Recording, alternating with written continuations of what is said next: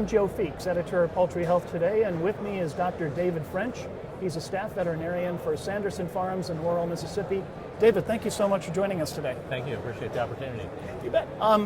Let's talk about antibiotics, and specifically a little more than a year ago, FDA came out with new guidelines for judicious use of all antimicrobials.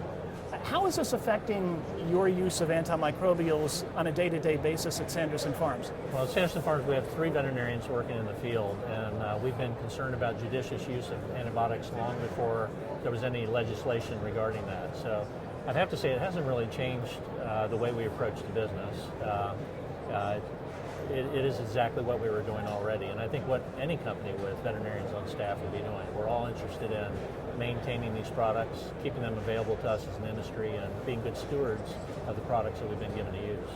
Now, one of the distinctions that the FDA guidelines made is that it drew a line in the sand between the medically important antimicrobials and then what they call non-medically important things like anticoccidials and some other antibiotics that are not used in human medicine. Has that distinction made any difference in the way you manage antibiotics? It hasn't changed the way we manage antibiotics, but I think it's a huge distinction that the general public needs to be aware of, because as numbers are talked about with regard to the pounds of antibiotics that are used in animal agriculture, the general public needs to understand that the majority of those are products that would never even be used in human medicine. So I think it's an important distinction to make, and I'm happy to see them do that. Now, there is a trend in the industry, albeit a small one, to produce birds that are raised without antibiotics.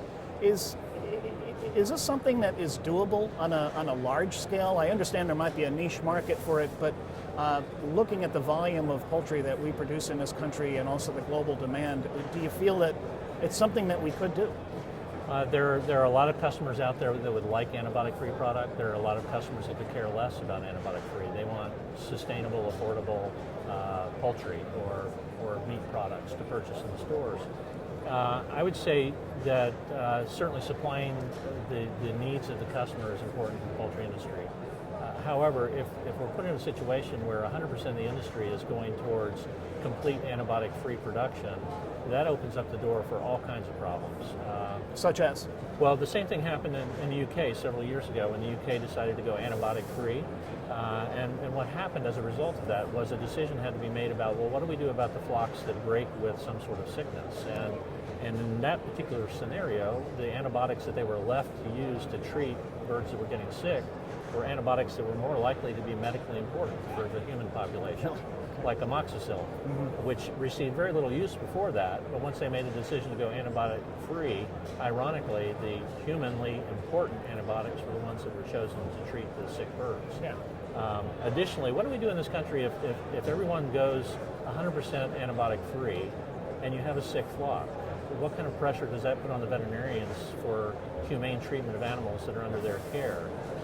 And if those birds are brought to market, who wants to buy the birds that got sick on a 100% antibiotic-free program? You have to do something to market those birds.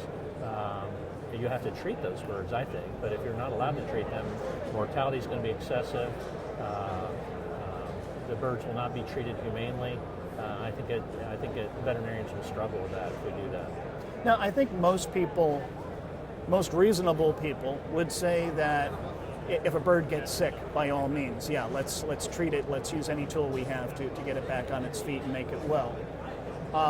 But there are those who would say, but we should never use antibiotics to prevent infection. We should only use it to treat. Does that seem like a reasonable approach? I think that the FDA scrutinizes all products that are brought to market, and the label claims that they make, whether it's for treatment of a particular disease or whether it's for prevention and control, I think are important distinctions, and certain criteria are established to register those products under those guidelines. There are some products, as you mentioned already, that are not medically important for humans that are used in poultry. The bulk of our antibiotics in poultry are in the ionophore class, which has absolutely no use whatsoever in humans. However, those can be useful in the prevention and control of protozoal parasite, coccidiosis. And in that regard, a prevention and a control is a useful application for a drug that would have no application in human medicine. But is it reasonable to think, though, that maybe you could just wait for coccidiosis to strike and then use an antibiotic or some other kind of medication? There are other alternatives that are available besides anticoccidials. There are vaccination programs that are used, but the vaccination programs are difficult to use at certain times of the year. Much easier to use a vaccination program in the summertime than in the wintertime. There are companies that can make that work year-round, but there are dramatic changes that have to take place with regard to management of those birds in order to make that happen. All that to say that a vaccination program can be costly in terms of lost production and not being able to feed a hungry world when every bit of protein that we can put out there for a hungry world is in demand. Now, you're a veterinarian. You took an oath to provide the best medical care that you can. One of the things that I've struggled with a bit, and I've heard other veterinarians talk about this very quietly, is the ethical conflict that this antibiotic-free trend has created for them, because, as I said, they've taken an oath, yet you've got somebody in marketing saying, well, we want to put out antibiotic-free birds. What's your feeling about that? I think it's a problem with antibiotic-free. I think that when we're raising antibiotic-free, 100% antibiotic-free, and we're reluctant to treat those sick flocks, then I think we're failing in part on our veterinary oath to relieve the sick and suffering. So I think that is definitely a conflict that veterinarians are going to struggle with. Now, you mentioned the word sustainability before, and I've talked to your colleague Phil Steyer about that as well. What is your definition of sustainability as a veterinarian? I think just something that's going to continue to be a useful practice day in, day out, not something that we can do for a short term and decrease, for example, a product's usefulness.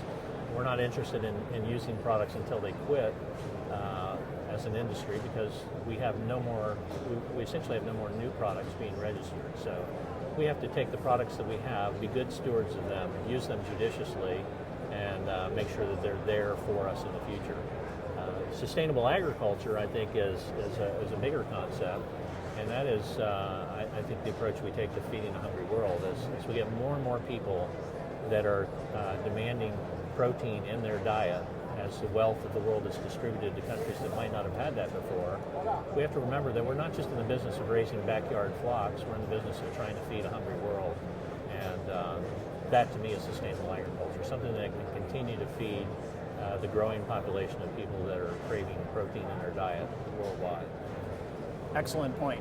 We've been talking to Dr. David French at Sanderson Farms. David, thank you again for all your input. Thank you. Appreciate it.